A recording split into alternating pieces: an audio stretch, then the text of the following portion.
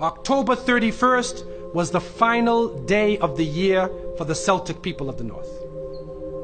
And that day was called the Day of Samhain.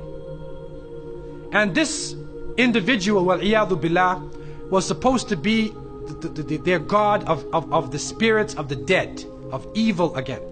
And according to their belief, the evil spirits would rise to the surface and would terrorize people on that evening.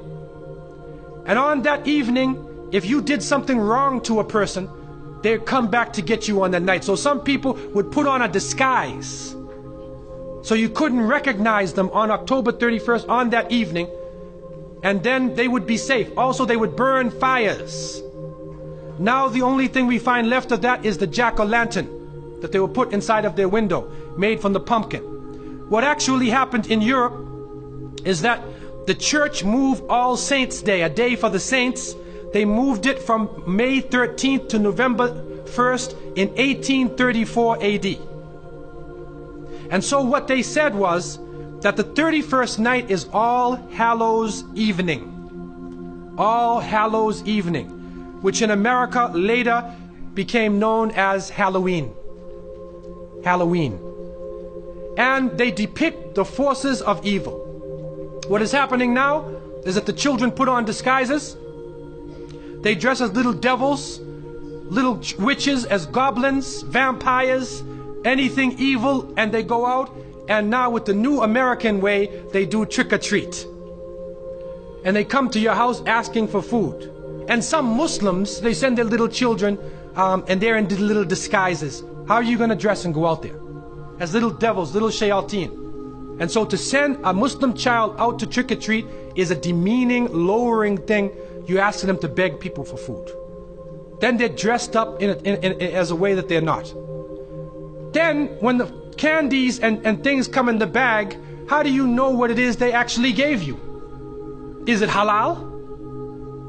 Most of the candies today are made with gelatin, with glycerin. They're made with pork products. And what is also happening is that there are some evil, wicked-minded people who are attacking children on that night. And there are literally groups of Satanists who are capturing children, sacrificing the child on that evening of Samhain, supposedly to get more spiritual power. It's happening right now.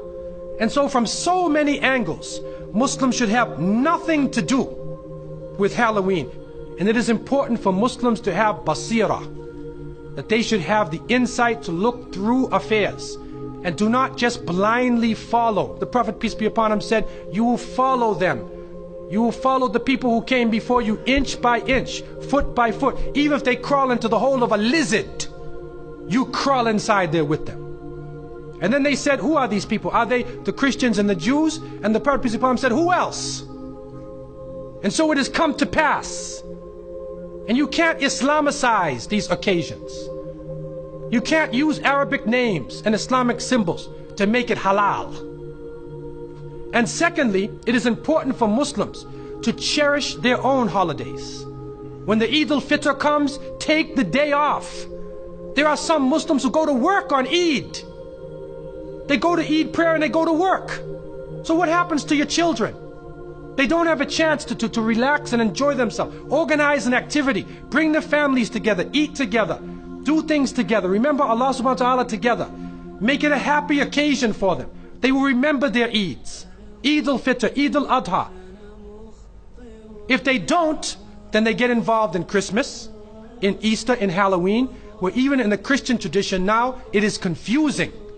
And many of the Christians now, Seventh-day Adventists, Jehovah's Witnesses, and many people are taking a stand.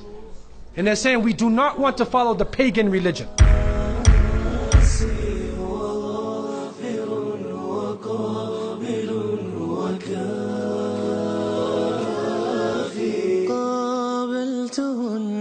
ثلاثة بثلاثة